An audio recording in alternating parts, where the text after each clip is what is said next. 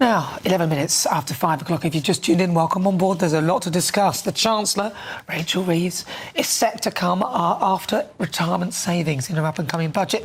So Rachel Reeves plans a stealth tax raid on private sector pensions. So it's private sector pensions, so not public sector workers like her, totalling £2 billion a year. But with the public sector workers, including teachers, civil servants and MPs, not being affected by this tax. Is this an own goal by the Chancellor? Well, joining us now in the studio is Campaigns Director of the TaxPayers Alliance, Elliot Keck, to explain what she's planning to do. So, Elliot Keck, please explain it in layman's terms so everyone can understand her plans. First worth saying, of all of the stupid ideas that have come out of this government, this is one of the most sickeningly stupid. So just to briefly explain how it works, if you pay money into your pension out of your salary, you're not taxed on that money. So let's say you earn £50,000 and you put £10,000 into your pension.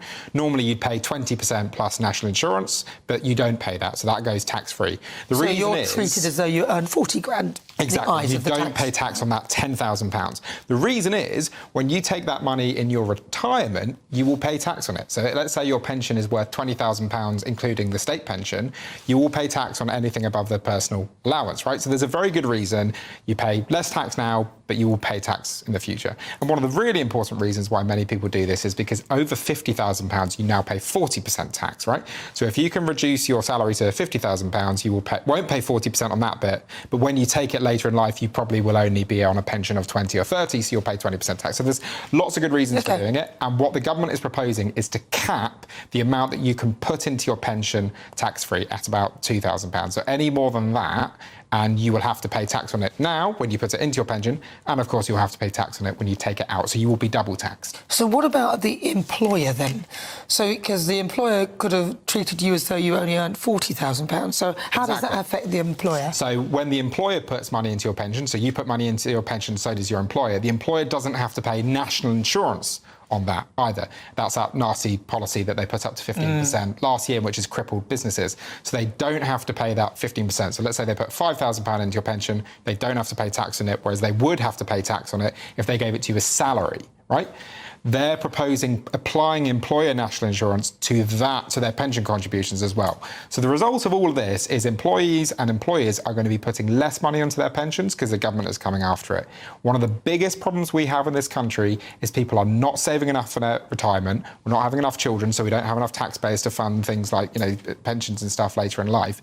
And so what this government is doing is putting their own immediate self-interest and the self-interest of their MPs over the long-term interest of this country. And on a day when we think about the idea of sacrifice, it's absolutely disgusting, and they should be ashamed of themselves for even putting this policy out there. And this is only for private sector employees. So their pensions are fine. So MPs, teachers, civil servants of that nature, all fine. of their pensions are guaranteed. Those MPs are going to be sitting cushy, but private sector workers, the people that this government has already spent the last 16 months coming after with a ruthlessness that has absolutely shocked me, they're the ones that are going to end up paying for it. Wow. And what does that do to the pensions industry? Because there must be repercussions for them as well. Yeah, absolutely. So again, the more money that goes into the pensions industry, the more it can grow, the more it can develop.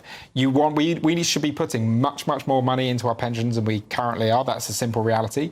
Things like salary sacrifice schemes, encouraging people to put some of their salary in now in order to take it out in later life. And again, when we say salary sacrifice, you will pay tax on this money you put into your pension. You'll just pay tax on it in your, when you take it in your 70s and 80s or whatever. You will pay tax on it.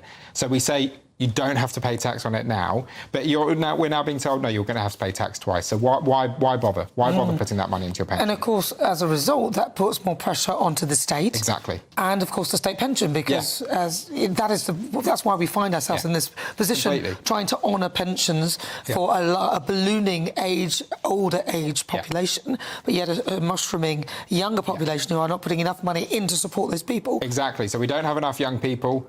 People are living much older, which is fantastic, but as a result of that, the state pension is now having to cover people for sort of 13, 14, 15 years of life, sometimes more. When the state pension was introduced, it was basically at the age people died, right? So you were only eligible if you lived well beyond life expectancy. That's not the case now.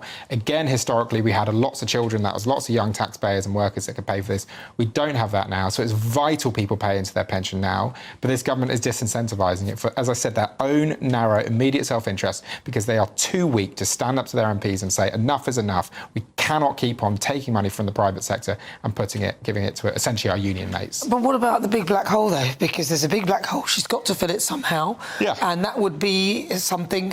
I mean, the debt interest that we're paying... It's extraordinary, yeah. Over 100 billion. 120, 130 billion, it depends. I mean, on the year, that's what we've got to pay, even just to sustain ourselves and keep that's ourselves right. at sort of kind of zero. Yeah. So she's got to find that money from somewhere. Yeah, and she needs to cut spending, right? And she needs to cut spending. She gave £10 billion of public sector pay the second she came into government. No conditions, no strings attached. What's happened? Productivity hasn't improved. Nothing's changed in the public sector. And the public sector have now learned that if they go on strike, which again they're planning on doing, they will be able to squeeze the taxpayer dry and squeeze the government dry. So they need to be looking close to home. They cannot be asking more for taxpayers. And percentage-wise, you think she'll do this? Do you think she'll do this? This is a particularly mad idea. I mean, some of the ideas they put out are crazy. For example, capital gains tax on your family home. This would be extraordinarily irresponsible. But this government has shown in the past it's willing to be extraordinarily irresponsible just to get through the week. And briefly, if she raises income tax, which they said they wouldn't do, would that be the wisest thing that they could do, even though they're breaking a manifesto promise? Again, you should not be raising tax. The last thing you should be doing now is raising tax. Tax experts generally agree that broad-based taxes that everyone pays tend to be better than these little finicky ones. But the tax burden's at a record high, Nana. We cannot allow it to go up any further. All right, Elliot Keck, thank you very much. Really good to talk to you. I hope you understood that there. If you've got a pension or you're paying into a pension, that is one of the harebrained schemes, and I'm going to call it that because I can't see any benefit that Rachel Reeves and our government are planning to put into place. That is Elliot Keck. He's the director of the Taxpayers Alliance. Thank you very much.